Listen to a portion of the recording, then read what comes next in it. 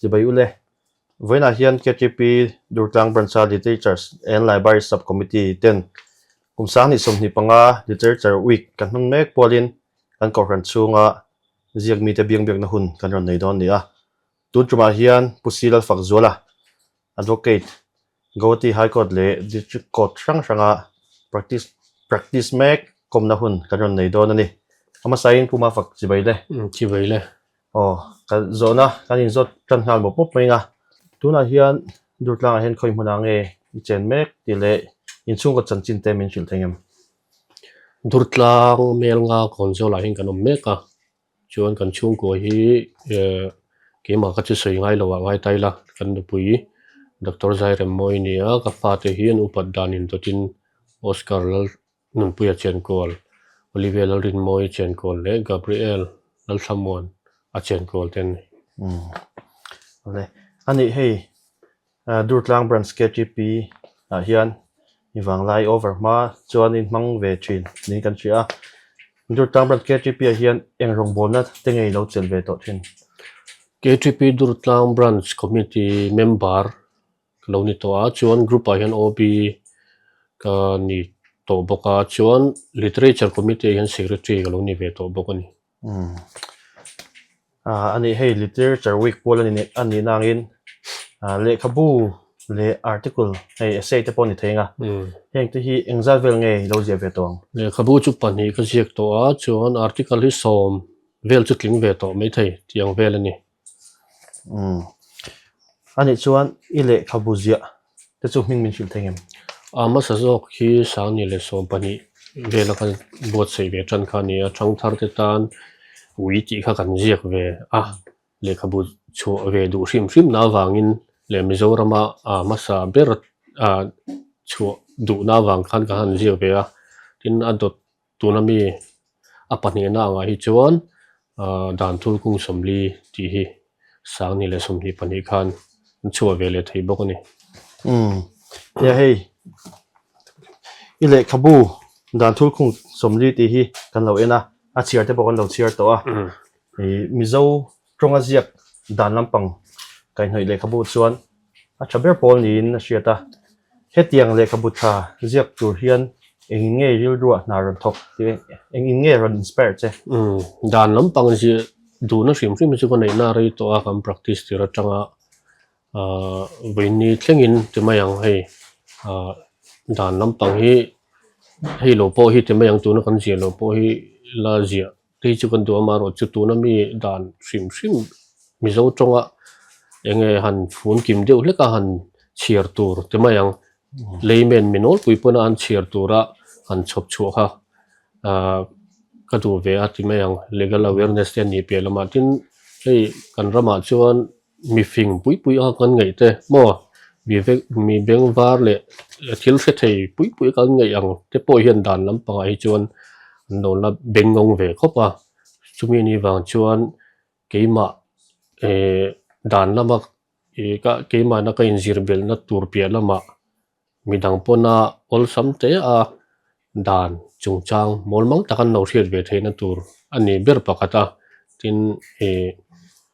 keima ka in challenge na ani deuh ber mai bulbera chon ale abu chung mai baka akoma tang hian ile khabu hi dang lamna deuh nei ka hria hei dan thul khung somli ti ni a somli zia dana te po hian a thu le a number te hian in han zia ka hei te po enge chan nein i ziak em enge chan ti te po min han chil ta che ti dang lam du na wang hrim ani hei chu enge mina an no notice a hei chu tiang hian a ti ni mo ti a kong le lama chuan a marketing a tan te pon ni ve amaro chu literature lama critic te chuan an du mi lo chuan ka hria ti dang lam na du wang hrim ani ale nia hei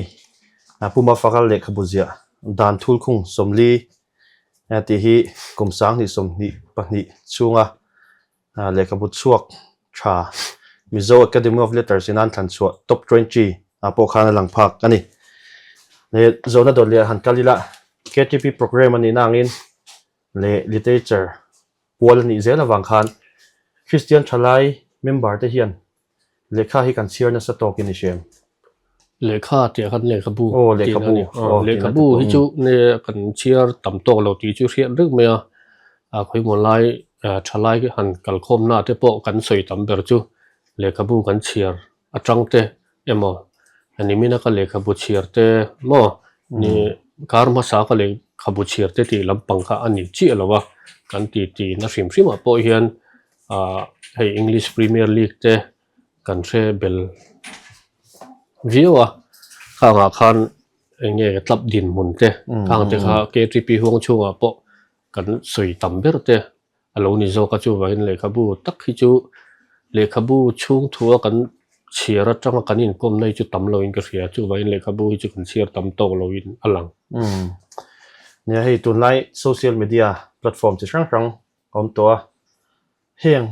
heng awang hian thalai te hian le khabu chiar bo le khabu je emo article lampang chim han zia ang chi te kan that chiat pha in shem kan nu fum pha in shem heng social media platform sang awang hian ria achan chu social media hian hun hi kan mang tam khop maya abikin thalai te ke ni te thleng pon nianga ke ni po kan na tan chon man angaya mobile phone atangin engkim access angaya maro chu tam jok ti mayang atam jok hi chon thil tangkai lo kan manga kan hun po kan mang he khop mai social media FB YouTube ti te mo Insta ti te khang ho zong zong khan atangkai lo lam hi kan mang or view hi na hriata mut te lo ngai ve a choi te lo ngai na tho te lo ngai khang zong zong hun i han sem zai khan i social media kan hun man tam lu tu ka wangin lekha bu chir nan khan hun kha kanin petok thei lo ni chu kan mang tam view ni ni le han zot le te da he lekha bu chiar le Ziakmite hian tin nge Christian thalai member te hi ma kan son thenga tuna hian tin nge kanin ro nemang te me ang lekha bu zia le chiar konga hian mana tang khan literature committee te chulo to a article in ti share te KTP member hong chong te po no ti to thina maro chu lekha bu han chua tur khopian kan na nge a literature committee kha ala function to lo te me nga sap tong in mo alo thei tok lo wa chu wangin lekha bu chua mi tan nge incentive lo man kan ti ang chi te han siam te emo mo article zia nem ti ang chi te article zia in ti siana te kha chu kan lo hu ho to thina nga library member lekha bu ho nem ti te po kan bot sei to training karinga maro chu KTP member tak hi lekha bu han chua thei hi kan tam lo ti lan na chu hei ki po KTP member kan ni to lo wa kan ni to lo chungin min la ron ko mania kami ni wang khan ni lekha bu chua hi a ke ma ni member zinga kan ngai rut le zol jok thei nan lo man te po hi hanin siam sak thei ni ta sela choi moina eng moro pui tak ang chi te po an nei thei lo chu du thu sam ni ngar hria thakop mai ini tuna KTP member tele literature subcommittee lampang te pona kan lo hriata kan lo ngai kan chun zom zel te po thakop mai le ka bu chung an lu chodon tanila hei dan lalna rama chuan mitin mai hian dan hi kan mamo tok te kan himna tur chin tok te kan in ven na tur chok tok ten kan chet ve rang hi nga ya chumi hria chuan nangpon lekha bu thatak mai mi pui mi mir ta ni ron zia kan ya hi khovel te changkang towa tun kan Mizoram te po changkang to khop mai ya chuti rolin chen khathian ukil te hi dot manga eizong niangai tok te an chung te an fa te na tho tur tan po du lem lo te poin lo la om ve phone ni hemi chung chang hian nge ngai dan ni chu thengam don manga eizong ti chu ukil na tak hi an la riat tok lo wang te po ani theyanga tin ukil tangkai na la riat tok lo wang te po ani theyanga tin man lai tanga an no in fiam na mo ke ni Mizoram kherlo po sa ram atang po khatinga an lo infiam na chi khat te poka ani theya chu wangin don manga izong hanin ti tur hi chuan e keini aya don manga izong tia infiam kan han fiam thei turang hi chun tam ve ni antinan ei novel ziak mo te po thu pu choplang ziak ka khatia lekha busia ma salten nia khango ka dota izong te po kan du chuan kan ti ve thei thawa zu kil nai chu dot mangin kota te thil vadil don taila a hrim na nat zia te mo dot soi a poi zia te hi a hre chiang tu lei kan ni a thakop mai ani chuan ukil te chuan engna chunge in tho ber ni ta ukil in na kan tho ber hi chu dan anga mi na a chan vo a chan thei na tur te mo khatinga khan soi sak tu hi kan ni ber ta ti khan i hei dan chu hriat thiam te hara atama chu wangin keini ukil te kan om na chan ber chu dana tam em awang te hriat sian lo khopa tam in zir fe ngai ni wangin minol pui chuan an hrelowa ka an chan bo tur an nei thei dan tur te hre tur chuan ukil ten roi anga ya chu min ron roi tu te tan khan thei top kan chu ko ta ange an chan bo ang dana an chan bo an chan theina turin poison takin kan din sak thin ni a thakop mai mi pui te pona kha uluk deuh kan lo ngai thaka kan lo chin chia te po thakop mai kan ngai dan tam tak te po thak thei ngei te po kan be sei khop mai ani hanin zot le ta zelila Mizoram hi chuan case te hi kan hriat te hi datlang lo nang reng khop mai tinan civil case ti te criminal case ti te kan hriat be chun hi ani deuh mai hi enge omzia ania enge danglamna mi shit thengem chu kan hriat lar ber po ania tin keima ni hemi helaya ukil tena kan ei zon na ber po ania civil le criminal case kha civil hi chu kan hriat thiam dei than hriat thiam thei dan tur chuan hei ro chongchanga thu buai kan ti te mo sum in puk sak chongchanga thu buai kan ti ang chi te mo hei poisa ba han thin le na ang chi kan ti te mo ramri chungchang buai kan ti te ram in thu chungchang te khang te mina adik na achan bo ang mo awanei theina tura ta na thu buai an thelu na ang chi khang ho ka soi ang chi kha civil thu buai chu ni ta tin civil thu buai a chuan alo chakani chuan enge achan bo turang ro te anei theina tur te emo ram in thu chungchang lo ni ta sela LSC chung nung zok ang chia te hi nangma hi chung nung zok kalom nangma ne na pe ki ni han ti an ang chi te khan heta tin poisa batrin anga chuan abatu kha kan batrin chuan mo am poisa puk tu ta na kan batrin chuan ti na chu so mi chu kan batrin chu lo thin sak chuan antinan abatakha cheng singriat te lo ni ta sela singriat pe lama kota kalman te khang te ha kan dil chu sak thina chu civil thu buai ang chu lo ni mai ta sela criminal hi chu atang pui thuin hei danin poi khoi na sual chi sang sang a soya khanga khan a hrim na te om ta khang antinan ruk ti te tual tha ti te mo pung sol ti te mi taksa chunga poi khoi na kan tiang chi te khanga poi khoi ho hrim na le zela an tan chei na chi te ni ta khatiang reng a chon sarkar hi ain rol tlang puya sarkarin ma ala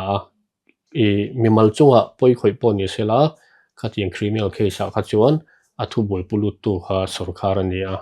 umzia chu FIR thelu tu kha mimal po ni se ta thu boi chei tu tak anga mo ama hoi tu kha chu sarkar ani ta ni umzia chu state of Mizoram versus Mr. So and so ti kan dona civil a chuan Mr. X and Y ani nga mimal le sarkar po ni thei mimal po ni thei adang lam na chu ka soi cheng mo khelo abeng war tha khop mai ani han zot sun zomila nangma bi ka hian eng fila nge civil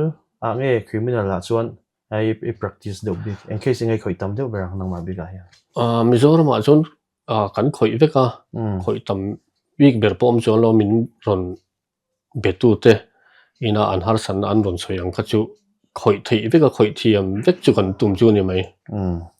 zukhei sa tanga ta I ram in chu thu boy atanga compensation atanga ta motor accident claim atanga service meter thleng point ti khan a chaw choroi noi nei chu Mizoram ma thu boy zong zong chu in khoi vek thei ani mo a khoi thei vek po ngai ti na ga ni chu le hey tun lai chuan I police te kota te po hian dan trong kam I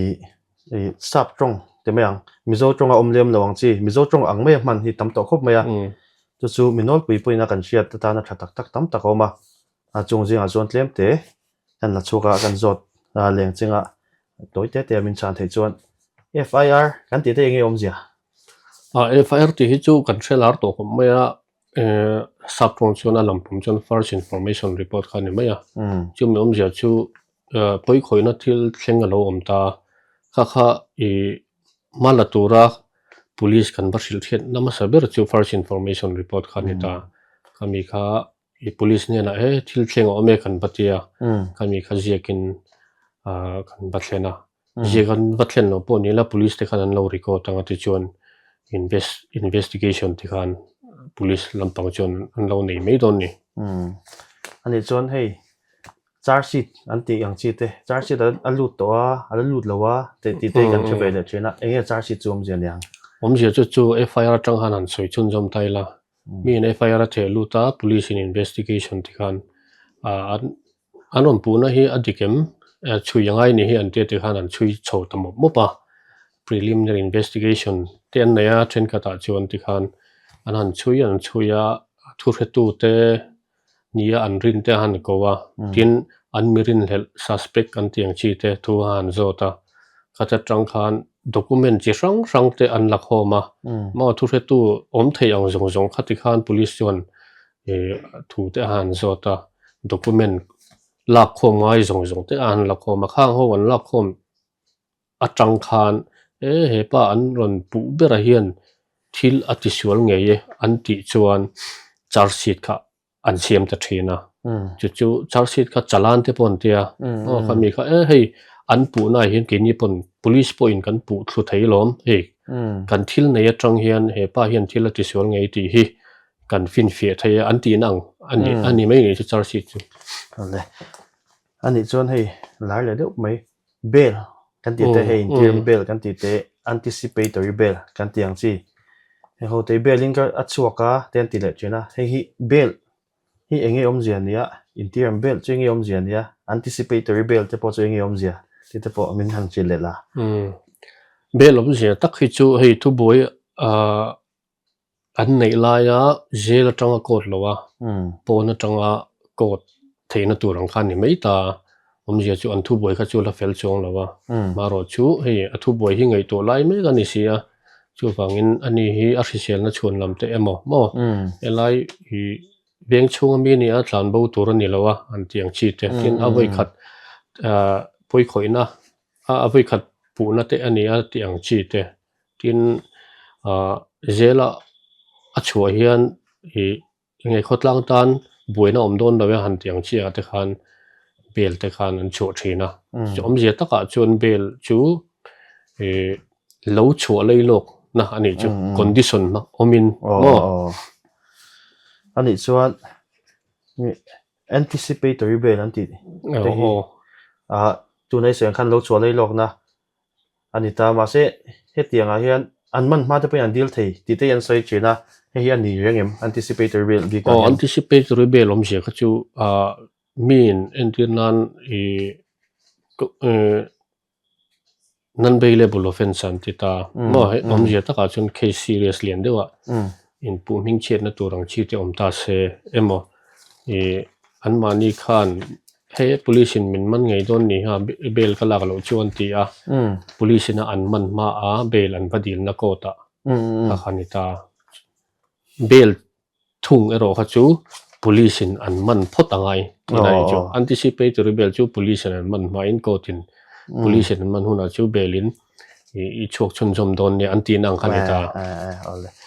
ani chon hey case there on kalta min convicta tite an convicta ani chu an akuita tiang chi te kan chele chin ta ni ta chu police so te po hian khatiang trong kam ang khan ron mang ve me chin sia puita chuan dictionary han kewa legal dictionary han keo te kha ngai chin ani ni ta ka chuan shiat lo ve thei tak kha ni a zero lo mi tan phei chuan khatiang khan convict te akuit kan tiang chi te enge om zia akuit ti kha chu ko tina thiam a chantir mo a chho zelen khan ni mai ta entin nan a chho zelen theina chuan aron pu tu te mayang a prosecution lampang te police lam te pon mo thu hre tu te na I kha an pua accuse te mayang laka evidence thatok lo awang te khan kotin hei chu an pu thu zo lo ni hi mo an tianga khan anakui thin a chu chu chua zalen tin angania mo alaka hian enge han zel han tan tir theina khopa hi mo evidence om lowe fin fiena om lowe an tin angani chu kotin akui thin chuan convict an ti chuan convict chu khang ka soi let ling thoka khan khang I charge sheet atang khan soi le taila charge sheet an thelu ta charge sheet atang thu re tu hoten kota he misual apu accuse hi athiam lo na anon soi ta ni thadewin timayang fin fiena zong zong nen rom phor chuak ta khang homan rom phor chu a kot pona thil oi omani hi emi te thil soi atang hian he pai chon poilo khoi nge ni hi tia fin fiena mu ka chuan thiam lo kha chantir thaya chu convict kan ti han mai ta ani khami law trambi ka khan a to bernan tan te pon tina hey public prosecutor kan ti ang chi ho hi hey sarkar ukil te po mizo tong chuan ti thawa heng ho hi an mani hian mi KCN va khoi ve ngot thei lo mi sarkar tan chaw an ding bik nge ti te kha milan soi fia sak ti chuan om je chu kan soyang khan sarkarin public prosecutor te chu arwai ta ke ni ang tho ukil an nia maro chu sarkar ta na ding tora roin ni bang khan khang zel tang tura an ni chon ma an la bera ti mayang visual frame na tur khan no an na ber kha chu visual frame kan ni mai visual frame nom thei visual frame nom thei na ni thei to pin an pui tina chu chu ani mo chu adik zo visual frame nom thei na tura thei to ko ta an chu kan ni mai ne hei kan drama kan serveka ri hlo a hluar khop maya kan thalai pui tam tak in an nun na te pon chana tam tak in chung ko angonga chung ko boi tak tak an tam khop maya heng ri hlo kai noi hi engdan mangin nge shem then nia enge shem na te itia minol pina kan siat thei om chin te min sil thengem tu na kan siat la be chu NDNPS khan ni maya narcotic drugs and psychotropic substance act ti kha khang ho khan hei met te heroin te ganja te khang ho te kha la em ma chunga chuan commercial quantity ti te oma intermediate ti te oma small quantity ti te oma khang ho kha a shem na dan tu ra kha a quantity zong zong ne khan a dan bu khan ei soi vekta ya chuan adam doi zir kha en ang lo ta dam doi quantity le adam doi zir khan commercial kha thena chuna agram kha atle mina tama a shem na ne per hi chu tharuk thleng ti ang khani ta chun a shem na the ang hi chu kumsom ni thleng ti te mo ale ani chon hei ti khopian kan rama ri hlo a hlur nia hemi ri hlo te tunaya a ziom theinan tunaya rem deuh theinan hian engtiam malak hi nge thanga thalai le ko khan ke che piang zong te po hian engtiam malak hi nge thang le ingai dan ni chu zau takin ngai dan soi thiam chu hara Mizoram hei border international border kan nia wang hian rui hlo wi chu alalu reng don chona langa achan chu kan om nain azir miawa azir lo kan ti dong azir kan ti don ke mani zo ka hi kan huat dan te mo tuna hi chuan society yang pon kan henge kan proactive viawa te mayang kan har thar viu chona langa KTP member bi ka phei chuan rui hlo hi hành đầu chiếm chuồn nó bom lẩu mấy thầy à KTP member rằng cho nó mà rồi chú cán đầu đàn dọc lại à hi đàn bèl hết đầu ai mà chuan đàn siết về cái tiếng nghe tiếng chu rồi lâu lâu có lần ông em thì mi tới hiện anh rồi truyền tiếng chi information anh bé cái dùng dùng thế hàng thế cả bùi mồm massa em chu này ta tin mi kan lo seng ve ngot thei am ti te adan hi a hrem na dan hi an bok sia a hrem na dan an ta wang hian engemaw I provision pakhat lek bo chet awanga enge I khami hrem nge tur tak chua theina ta tam ve a chu wangin adan hi kan lo hriat chiana kan mo phun na poi dan anga kan mo phun ni kan hriat chian chuan tu nai hian misual anga kan ngai timayang mi dam doya in nam noi te poi hi tunai chun tang chun tam deuh thei chun ka ringa a rem na chung changa chuan ka sei thei che lo rem na tur kha chu lai ta kha chu a general ang reng ba ka a zau ema timayang ni a sei te po har mai thea ni chunei soyang khan KGP thalai kher ni lawin hei ko oime te durtlang te phei chuan KNSP tiang chi thang te pona a ril ho chung changa kan malak don khan film khur taka ma kan lak angai te mani a thunei na in pe chopa vati vengot lowa aman thei tu te shil shiata khatia malakha a tha don he ni chu a tro corruption chung chang te pon lut ta zelila a kan chia danin hei corruption do tu turadin lokai ta hian special public prosecutor ya in kan shia corruption case kai hoi shim hi tuna hian Mizoram hian atamem te pon dela kan in zot thiam lo mai thea a chan dam nin thiam sak mai la corruption hi chu nia a ve no la a case te poi lian thina ki ni te pon kan lo din sak ve to a tin le lama te po kan lo tang pe to tu na hi special public prosecutor kan ni nang pon ma chop te chu ve renga corruption ti a Mizoram lo ko ta complain lu tam tak hi chu ani lem chong lawa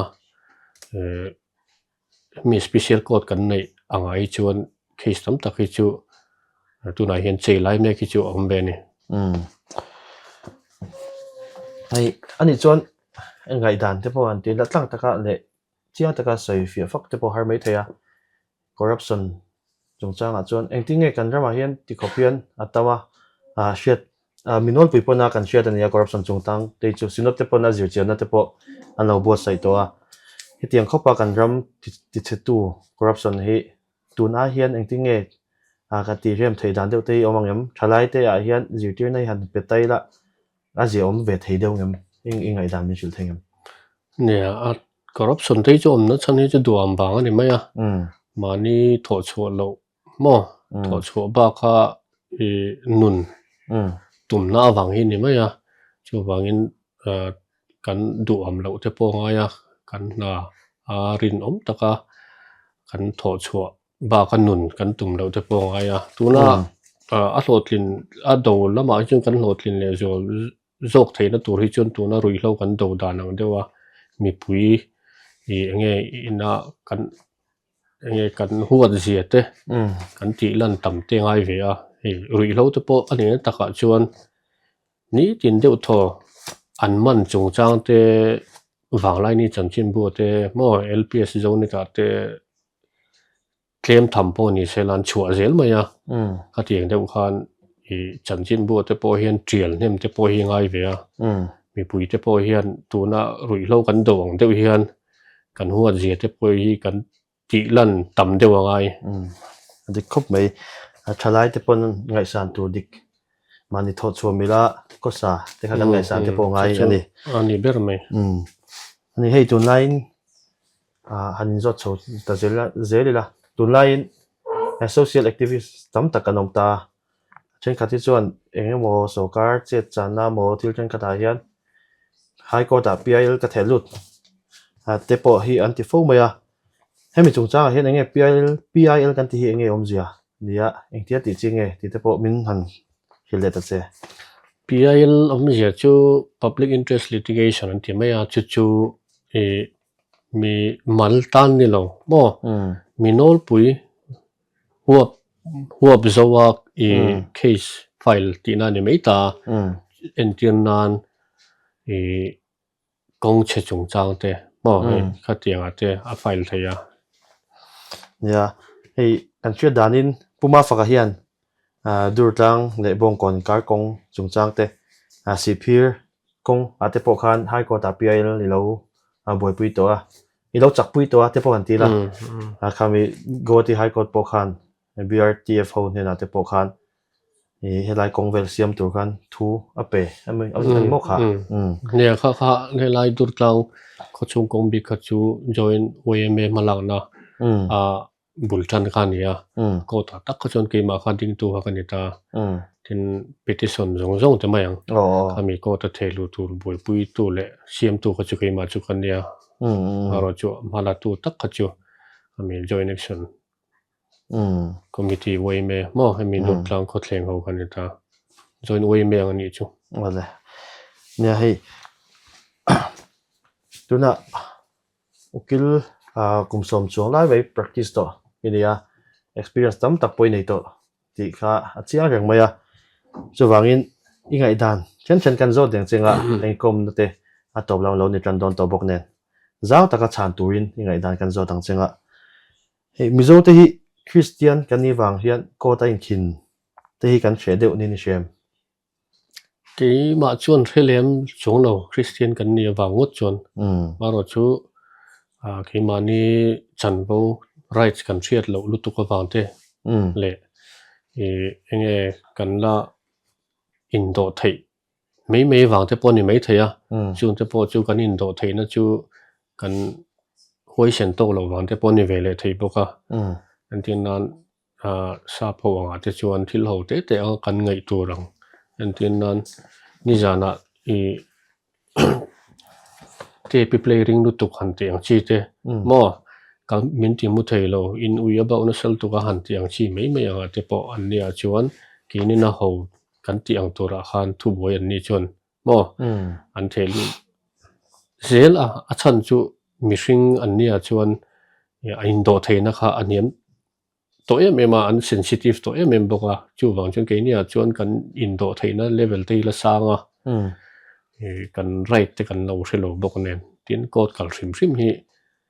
kan chak lem lo a chan chu enge ke mani tan po ni ma sela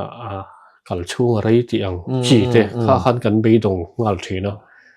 andi khop mai ani han zot ta zela kan Christian na le kan dan te hi ai su boi ni shem su boi chon ka hre chi lawa ton din mara chuan a chan chu entir nan kan India ram dan puya po biakina in kal thei lawang ti pakhat ma om lawa in pathian lali so Krista hi in be thei lawang ti pakhat ma om chung lawa tin thu som pek som man ti mo she dan ami te po ani taka chuan tun thleng pon kan zom tur atan hian ala relevant ani mo om zia taka chuan India ram chu sa ko zelen na te ani a kan Bible chu chei tam tak hi tuna kan dan man me ka po hian tam tak hi chu zom tur hian alo om tho tin kan dan tuna enge alei mu te po ani ta chuan Bible atanga lak chho te nia ingai dana chuan ai su boi lem lo akal kop tlat zo kani iti nang deuh in su boi tur anga ngai tur chuan entin nan kan dan hian Christian kan ni na chuan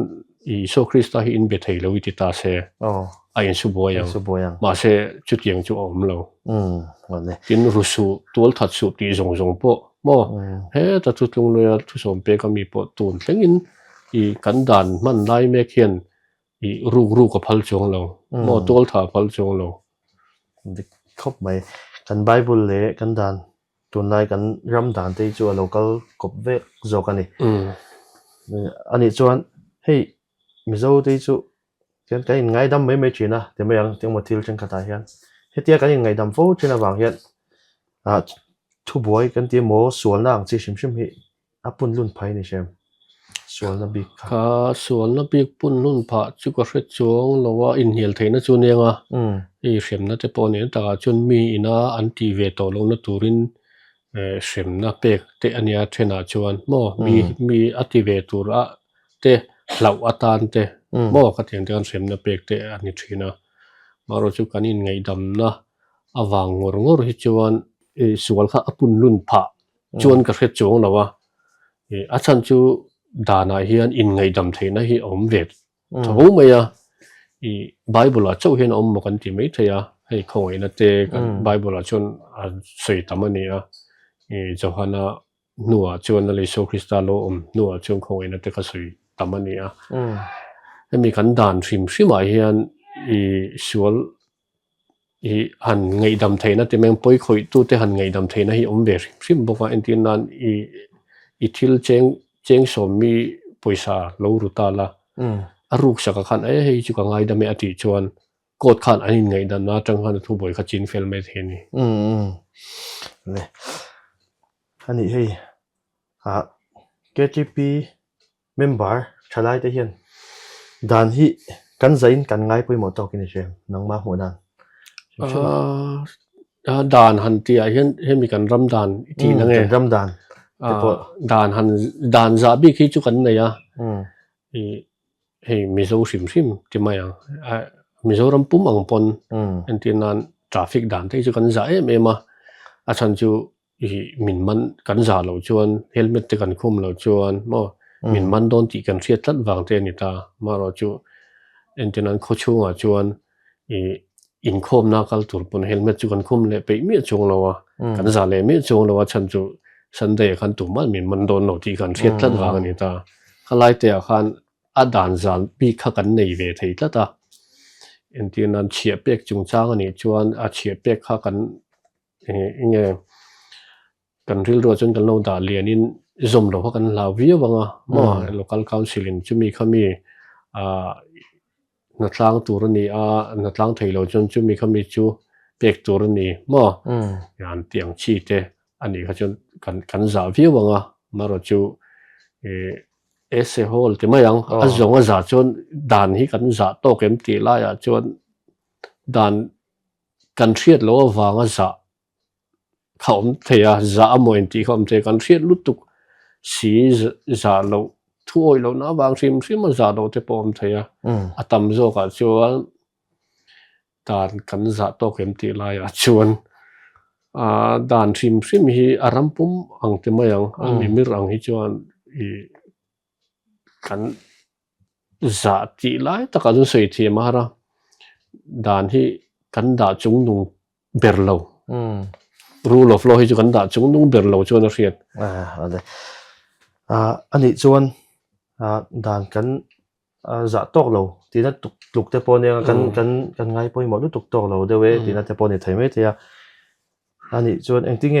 เขามีอาคารด่านไงไปหมดว่าจ่าตัวกันอินจิเตียร์ไทยด่านกงที่เราเองที่กันอินจิเตียร์กันอินจิเตียร์ไทยนั่นตัวเบราจวนไงตัวน่ะเฮ้เลขาบุตรพอตั้งกายังที่creative program เทปโมไงพูดผิดแล้วมาตั้งเทปนั้นยังไม่เทียอันที่จูอาเซียนดาวไงอัตราเบอร์ตัวค่ะ article จีไอ้ที่เสียก็ตั้งเทปนั้นนี่เทียงผมจะชวนเฮรัมกันออกมาเฮรัมชวนด่านนรำอันนี้ด่านมังอารูเรลนรำอันนี้วางคันด่านมังอารูเรลนรำอันนี้มีวางคันด่านซะข้าคริสเตียนมีมันนี่ที่โซ่กันยินสิร์ตีระไว้จะครบไหม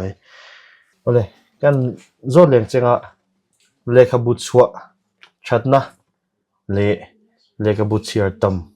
ป่วยหมดนะไม่งั้นใส่สักเลยตัดเจเลขบุตรชัวริมให้ทำฟิงโซ่ตัวเห็นจะไม่ยังน้องไอ้สังวิวโซ่ก็เกี่ยนี่ไอ้ชวนจะไม่ยังฟุตบอลกันตีเตะสปอร์ตแมนสังกันตีเตะทินรำช่วยตัวกันตีเตะหุ่นโอลเนลปุยตัวกันไงแต่พอเห็นเลขบุตรชัวเห็นตุ้มเวทัดเซลไม่เนี่ยอันที่นั่นตัวน่ะพอUS President จู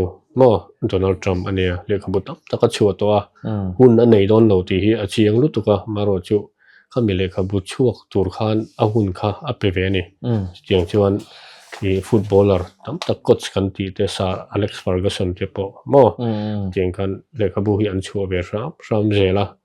hun chu ke ni ai chu nan nei lo de zo kang amaro chu atang kai na le tul na an ria ke pon a poimo na le atul na ni ka riat chu mi hring chu wan na thi don eng tiga mo chuan e phumin kan lom do na khati huna chun le khabu te kan lo chu ve to ni chuan e min thei hil ma sel ke mani taksa kha chu min phum nu loka min soi zui to lo poni sela kan le khabu kha chu ala om ve reng do na akang ral te ni lo chuan mo chu mi ni pa in khami kan chan chin an soi ve reng theina tur chuan le khabu kan lo chu ve te khan mi ten min lo riat zui reng pha ve thaya poimo khop mai kha poimo na chu ni ve ri ni chuan ka zona che tho le bu chiar tam poimo na le khabu chiar tam poimo na ju sei tur tam via wanga hei le khabu chiar tam hi chu hetia hanin kom hote po hian an fing big riwa mo thil tam tak soi tur an ria ti zom mei thei tur te hi an ria tin le khabu chiar na sa hi chu thil re reng hian chiar chaka na han thona po a chiar chak na kha chu thil pon ti chaka ni ti kha ria ta tin hei kan soi zau do chu Malala Yusuf Zayanti kami Pakistanin mai chano pang kumsom pasariania Nobel Peace Prize dong thei kha khan soya Pakistan a chuan lekhabu pariat atang pakowel ka chiar tam ka intivevi wa maro chu England rama ka zokal khan lekhabu zaten lo chera ti chu